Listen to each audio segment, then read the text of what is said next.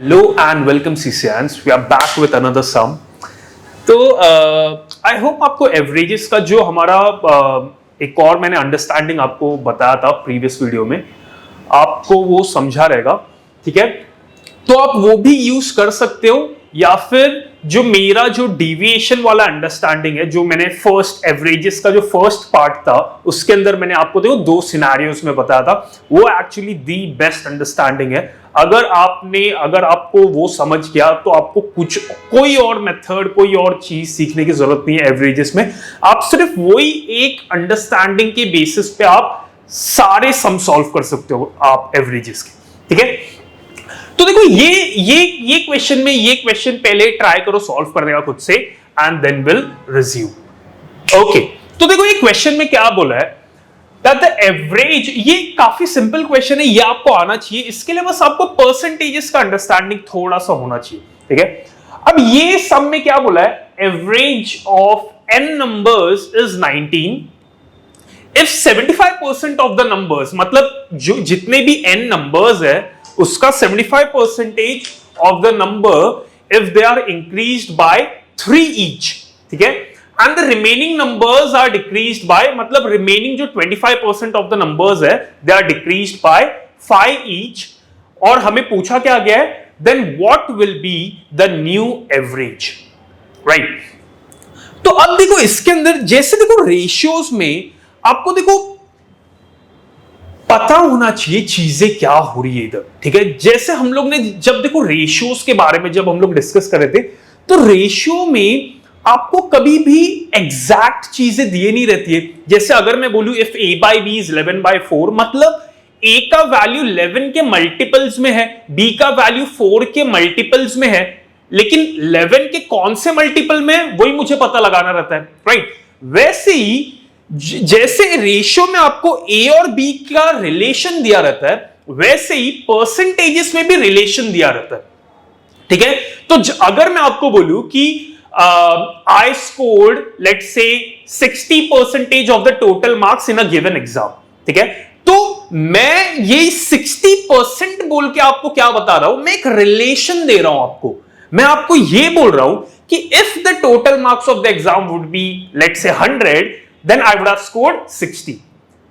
लेकिन जरूरी नहीं है ना कि 100 मार्क्स का एग्जाम हो, 20 मार्क्स का भी हो सकता है, 1000 मार्क्स का भी हो सकता है, 10 मार्क्स का भी हो सकता है, राइट? लेकिन मैं आपको यह बोल रहा हूं कि कितने भी मार्क्स का हो उसका मुझे 60% मिल रहा है. वैसे ही ये क्वेश्चन में क्या बोला है, that there are n numbers.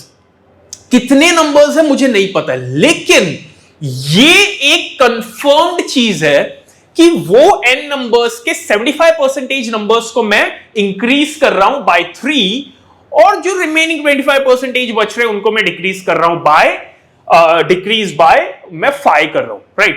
तो अब इधर देखो, आप इसके अंदर समझने वाली बात यह है कि क्योंकि ये एक रिलेशन है, एक जनरल रिलेशन है, राइट? तो आप कोई भी वैल्यू लेके अगर आप सॉल्व करोगे ना, हम लोग जब परसेंटेजेस का सीरीज स्टार्ट करेंगे, जब मैं आपको सिखाऊंगा, तब मैं आपको क्लियर कट मेरा जो प्रॉपर अंडरस्टैंडिंग है परसेंटेजेस का, कैसे मैं परसेंटेजेस को देखता हूं. और जब मेरे सामने एक, जैसे मैंने आपको बोला था रेशियोज में, कि जैसे ही मेरे सामने एक रेशियो वाला टर्म आया, मेरे दिमाग में ये चलता है कि यार ये रेशियो मुझे क्या बता रहा है, राइट? मैं उससे इन्फ्रेंसेस गैदर करने की कोशिश करता हूं. वैसे ही परसेंटेजेस में भी जो भी हम लोग सम्स देखेंगे, जैसे हम लोग के सामने एक परसेंटेज वैल्यू आया, आपको पता होना चाहिए कि आपको अपने आप को क्या पूछना है या फिर क्या इन्फर करना है उससे.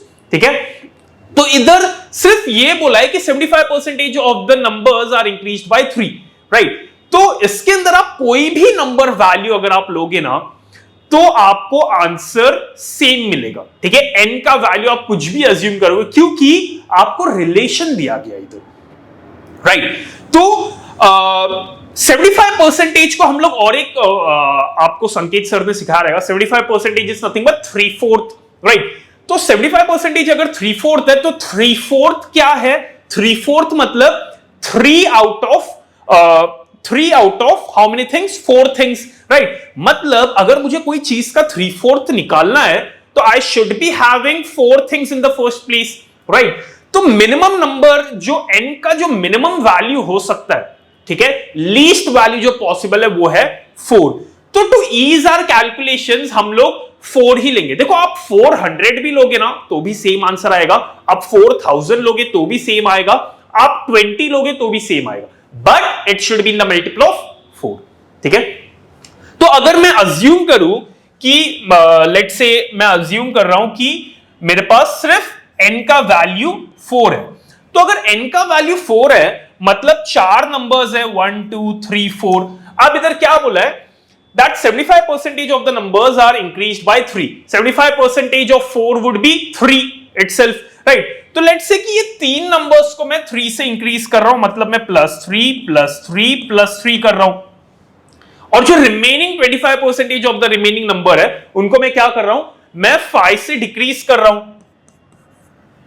तो अब देखो ये तीनों नंबर, हर एक नंबर +3 का पॉजिटिव्स ला रहा है, ठीक है, मेरे सम टोटल में, और ये नंबर एक नंबर 25% ऑफ द नंबर -5 का नेगेटिव्स ला रहा है। तो इन टोटल मेरे पास कितने का पॉजिटिव्स या फिर नेगेटिव्स जनरेट हो रहा है, तो +3 +9 -5 वुड बी +4, मतलब इन टोटल मेरे पास +4 जनरेट हो रहा है। कितने नंबर्स में +4 जनरेट हो रहा है, 4 नंबर में, क्योंकि मैंने 4 ही नंबर, n का वैल्यू मैंने कितना लिया है 4, तो +4 डिवाइडेड बाय 4 ये कितना आएगा +1। मतलब पहले मेरा एवरेज 19 हुआ करता था, लेकिन ये कंडीशन अप्लाई करने के बाद अब मेरे एवरेज में 1 का इंक्रीज आ रहा है, मतलब मेरा न्यू एवरेज कितना होगा 20 ऑफ दीज n नंबर्स। ठीक है, तो देखो अगर आप n इज इक्वल टू 4 लोगे तो भी आपको यही आंसर आएगा, n इज इक्वल टू अगर आप 8 लेते हो तो भी आपको सेम आंसर आएगा, 1 2 3 4 5 6 7 8। मतलब अब क्या, अब क्योंकि मेरा n का वैल्यू 8 है तो 75% ऑफ 8 वुड बी 6, राइट? तो ये 8 में से 6 नंबर्स +3 हो रहा है। तो अगर 6 नंबर्स में +3 हो रहा है मतलब इन टोटल ये 6 नंबर्स में +18 हो रहा है, राइट? और जो रिमेनिंग 25% ऑफ द नंबर्स है उनमें -5 हो रहा है, they are decreased by 5, every number is decreased by 5। तो अगर every number is decreased by 5 तो ऐसे, क्योंकि दो नंबर है मतलब ये दोनों नंबर में -10 का डिक्रीज आएगा, राइट? तो अगर मैं ये पॉजिटिव्स और नेगेटिव्स को अगर मैं ऐड कर दूं तो +18 -10 वुड बी +8, मतलब ये नंबर्स में इन टोटल +8 का पॉजिटिव जनरेट हो रहा है, राइट? तो अगर इन टोटल +8 का पॉजिटिव जनरेट होता है तो हम लोग जब एवरेज फाइंड आउट करते हैं, क्योंकि हमें पूछा क्या है, what will be the new average, right? New average हमें पूछा है ना। तो देखो जब भी हम लोग को एवरेज, तो हम लोग क्या करते हैं, ये जो टोटल पॉजिटिव्स या फिर टोटल नेगेटिव्स है, जैसे इधर हमें कितना आता, टोटल पॉजिटिव कितना आता 4, उसको हम लोग क्या करते हैं, टोटल नंबर ऑफ कैरेक्टर्स या फिर टोटल नंबर ऑफ ऑब्जर्वेशन से हम लोग डिवाइड कर देते हैं। तो अब मैंने n का वैल्यू मैंने कितना लिया था 8, तो क्योंकि +8 का पॉजिटिव जनरेट हो रहा है तो इसको डिवाइडेड बाय 8 करूंगा तो मेरा एवरेज, ये चीज मुझे क्या बता रहा है कि मेरा एवरेज कितने से इंक्रीज होगा। तो देखो इधर भी +1 से ही इंक्रीज होगा। अगर आप n इज इक्वल टू 4000 लोगे तो भी आपका आंसर सेम आएगा। ठीक है, तो आई होप आपको ये सम समझा है। ओके, तो ये सम देखते हैं, तो ट्राई करो इसको खुद से सॉल्व करने का एंड देन विल रिज्यूम। काफी सिंपल सम है, ठीक है, अगर आपको वो डेविएशन वाला मेथड आप पता है तो बहुत ही सिंपल सम है। ठीक है, ओके, तो आई होप आपको इसका आंसर आ रहेगा। ये काफी सिंपल सम है, हम लोग ने यही टाइप के सम्स हमारे पार्ट 1 पार्ट 2 में हम लोग ने देखा है। ठीक है, तो देखो ये क्वेश्चन में क्या बोला है, that the average age of 8 persons in a committee is increased by 2 years when 2 men aged 35 and 45 years are substituted by 2 women.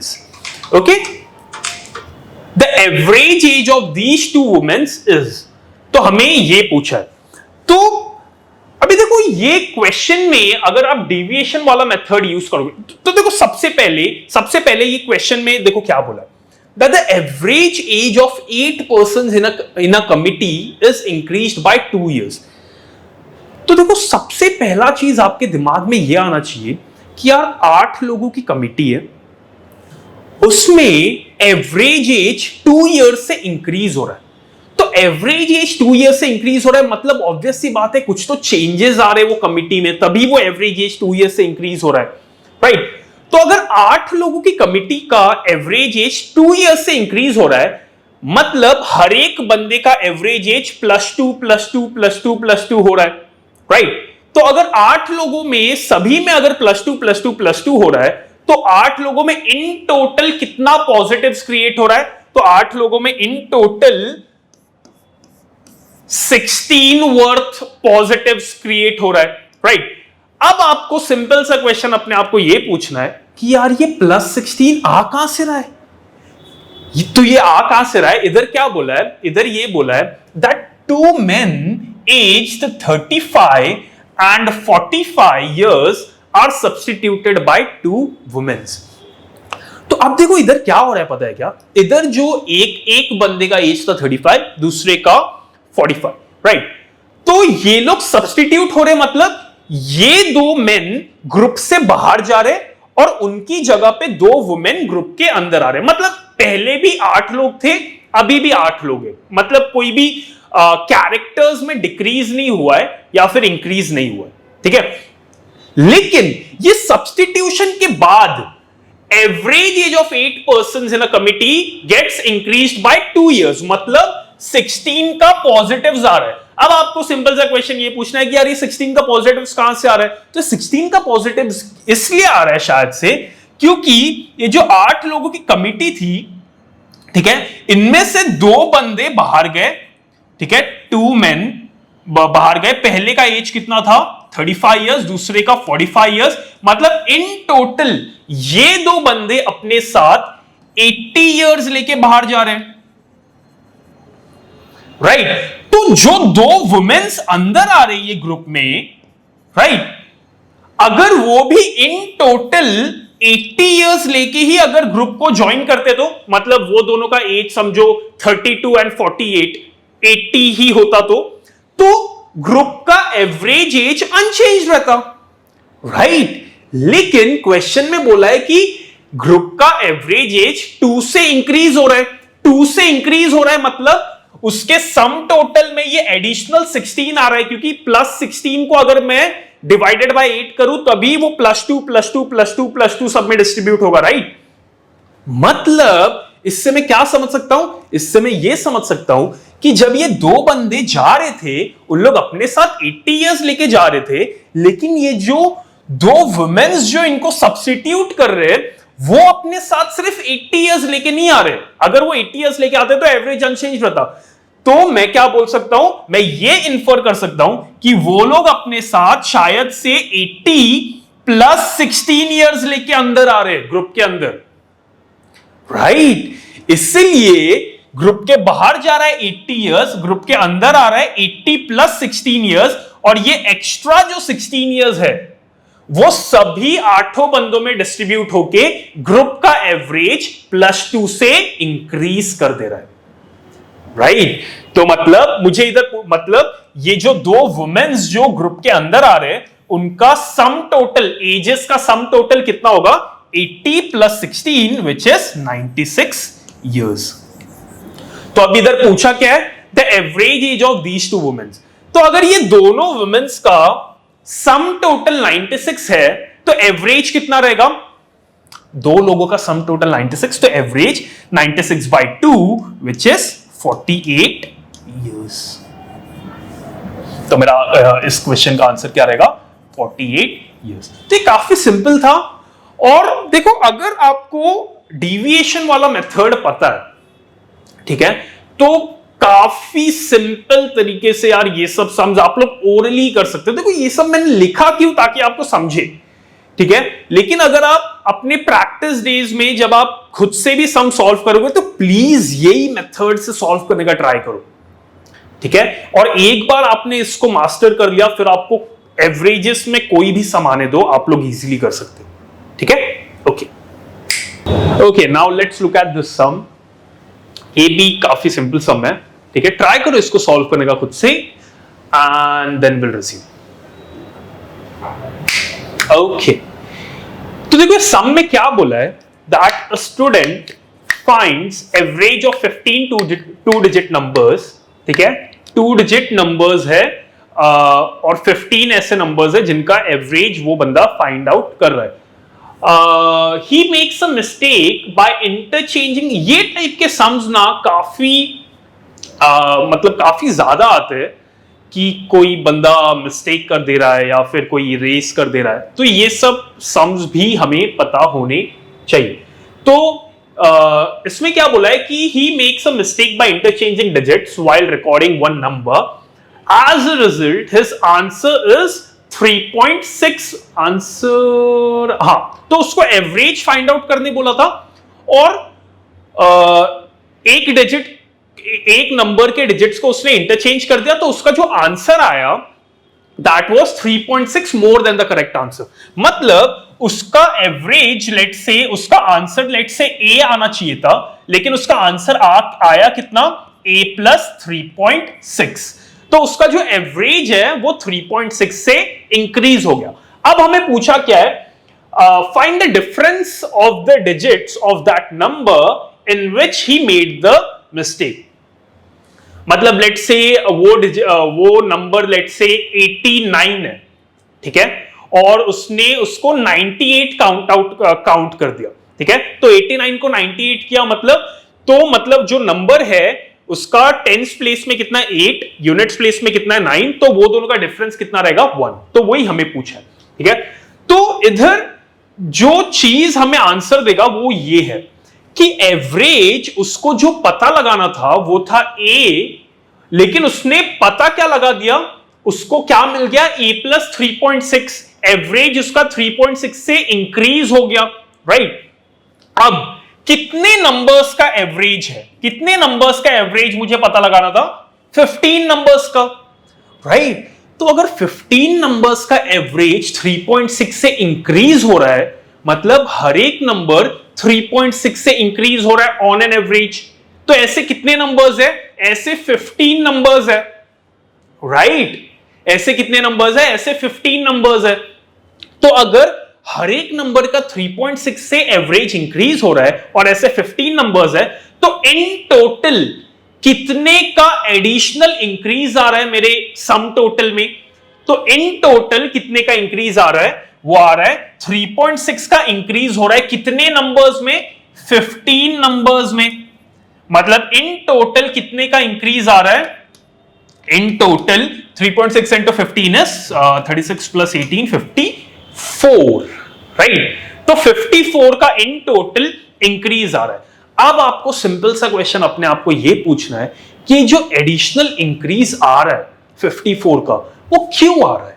वो इसलिए आ रहा है क्योंकि वो बंदे को जो 2 डिजिट नंबर, एक 2 डिजिट नंबर के उसने डिजिट्स को इंटरचेंज कर दिया। तो देखो एक 2 डिजिट नंबर को हम लोग कैसे देखते हैं। तो जब मैं आपको बोलता हूं 89, जैसे हम लोग वो 89 के बारे में बोल रहे थे 89, तो 89 ये जो 2 डिजिट नंबर है ये बेसिकली क्या है, मतलब इसमें जो 9 है वो यूनिट्स प्लेस पे और जो 10 है 8 है वो टेंस प्लेस पे।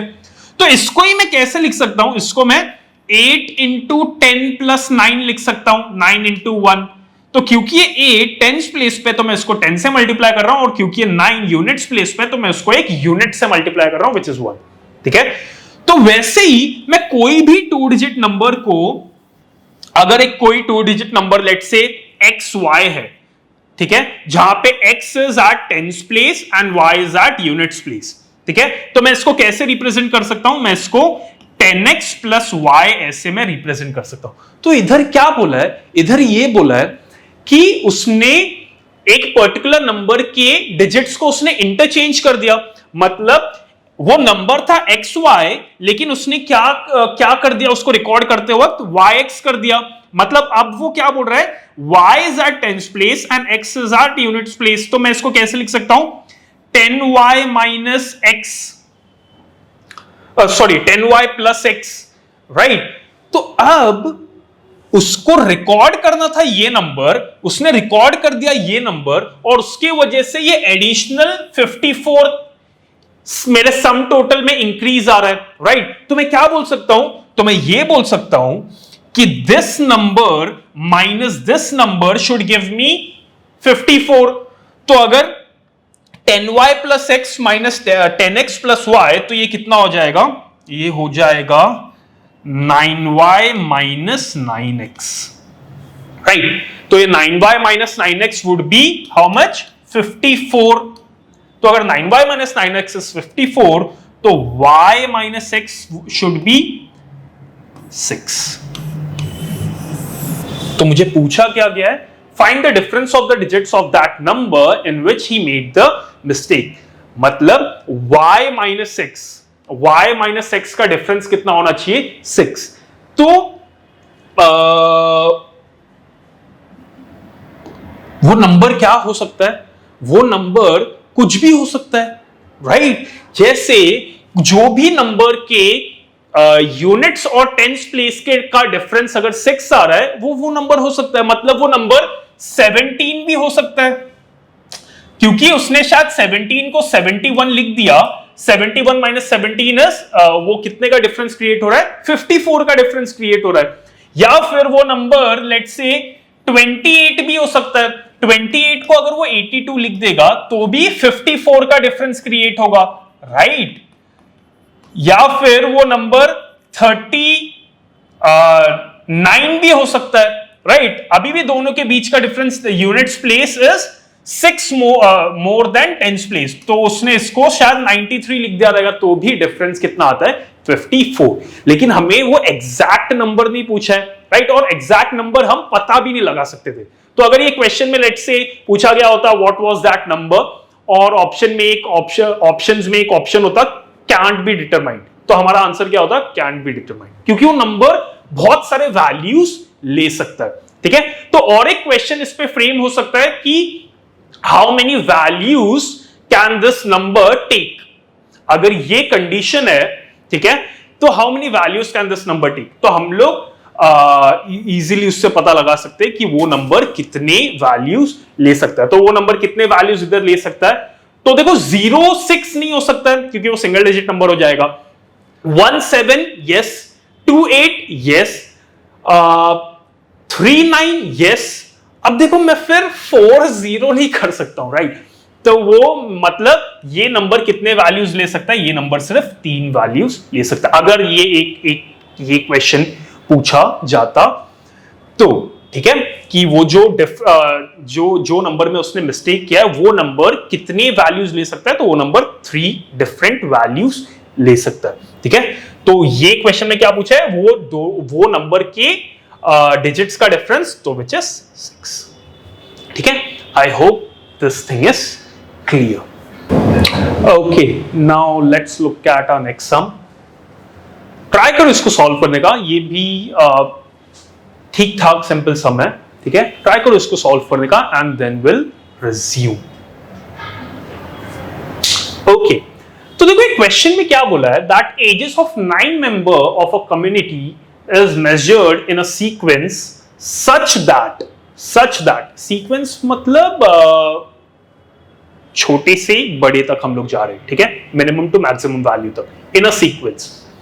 Okay, such that average age is calculated after every newly added member till the 9th member, and each time मतलब 9 ही member है उसके अंदर, let's say, and each time the average age increases by 1 kg. Okay, what do we need to find? We need to find the difference in ages of first and the 9th number. तो देखो इसके अंदर भी जब मैं आपको पूछ रहा हूं कि जैसे प्रीवियस सम में भी हम लोग ने जो देखा था उसके अंदर भी यूनिट्स और टेंस प्लेस का रिलेशन पूछा था, मतलब वो कितना बड़ा है या फिर कितना छोटा है यूनिट्स या फिर tens place with respect to each other. तो उसके अंदर भी हमें रिलेशन पूछा था, कोई एग्जैक्ट वैल्यू पूछा नहीं था। वैसे इसके अंदर भी हमें ये नहीं पूछा है कि यार फर्स्ट मेंबर का एज क्या है, या फिर फिफ्थ मेंबर का एज क्या है, फिर नाइन्थ मेंबर का एज क्या है। हमें सिर्फ एक रिलेशन पूछा है कि जो फर्स्ट मेंबर है और जो नाइन्थ मेंबर है, ये दोनों के बीच में कितने का डिफरेंस है, राइट। तो अभी इधर क्या बोला है कि जब भी एक नया बंदा ऐड हो रहा है, मैं वापस से एवरेज कैलकुलेट करता हूं, राइट। तो मैं क्या कर रहा हूं, मैं वापस से एवरेज कैलकुलेट करता हूं, और मैं तब तक करता हूं जब तक नाइन्थ मेंबर नहीं आ जाता।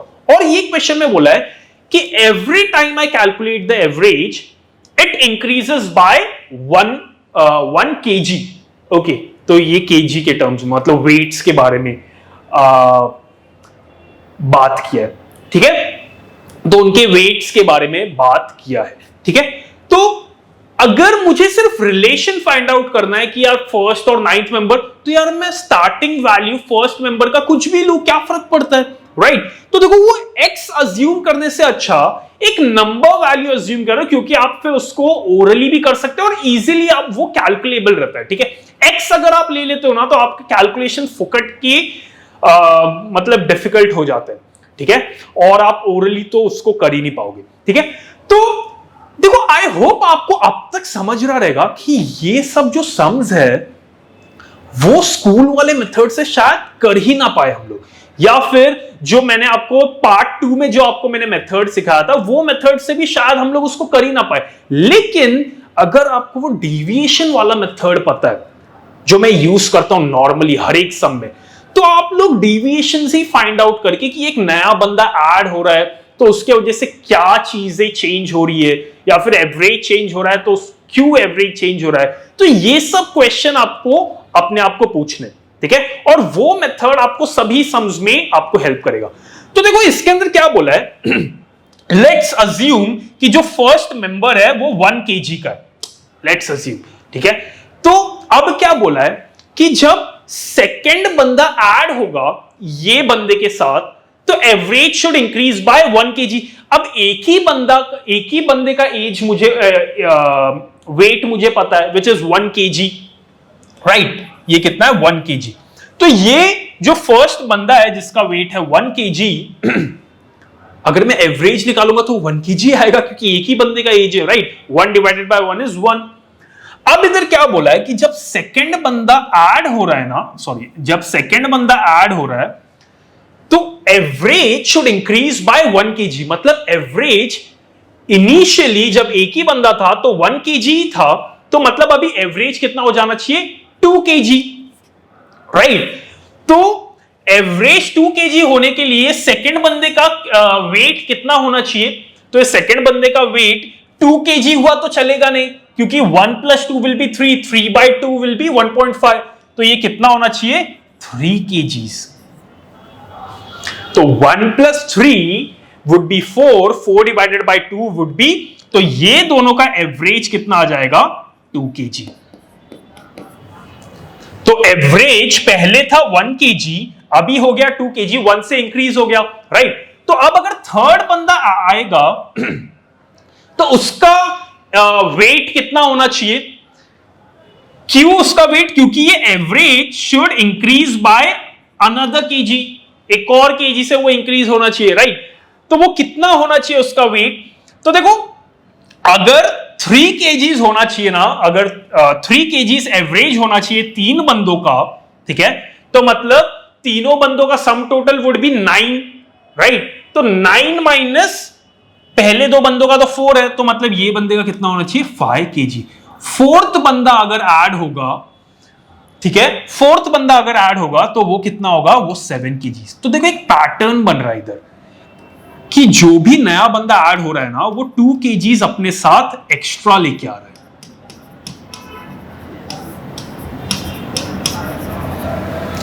राइट। वो अपने साथ क्या लेके आ रहा है, वो 2 kgs एक्स्ट्रा लेके आ रहा है। तो जो मेरा 9th बंदा रहेगा, वो देखो, सेकंड बंदा अपने साथ 2 × 1 kgs एक्स्ट्रा लेके आ रहा है। जो थर्ड, अगर मैं थर्ड बंदे और फर्स्ट बंदे के बीच का डिफरेंस में कैलकुलेट करूं तो वो कितना रहेगा, वो रहेगा 2 × 2 kgs। तो अगर मैं वैसे ही नाइन्थ बंदे का अगर मैं डिफरेंस कैलकुलेट करूं तो वो कितना रहेगा 2 into 8 विच इज 16 kgs। ठीक है, तो क्वेश्चन में क्या पूछा है, find the difference in the sorry age मैंने लिख दिया,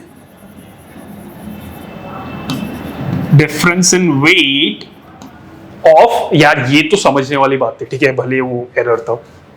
find the difference between the age of first and the ninth member, तो वो कितना रहेगा, वो रहेगा 16 kg। तो अगर समझो लेट्स से 39 मेंबर्स होते तो अगर मेरे को पूछना होता आपसे कि फर्स्ट एंड 39th मेंबर के बीच का डिफरेंस कितना रहेगा, तो वो कितना रहेगा, वो 2 into 38 विच इज 76 kgs रहेगा, राइट। तो आप ये इजीली कैलकुलेट, तो ये टाइप में और एक सम क्या आ सकता है कि जब भी एक नया बंदा ऐड हो रहा है द एवरेज इंक्रीजेस बाय, ये 1 की जगह पे लेट्स से 2 kgs होता या फिर 3 kgs होता। तो आई होप आपको समझा रहेगा कि आप कैसे पता लगा सकते हो।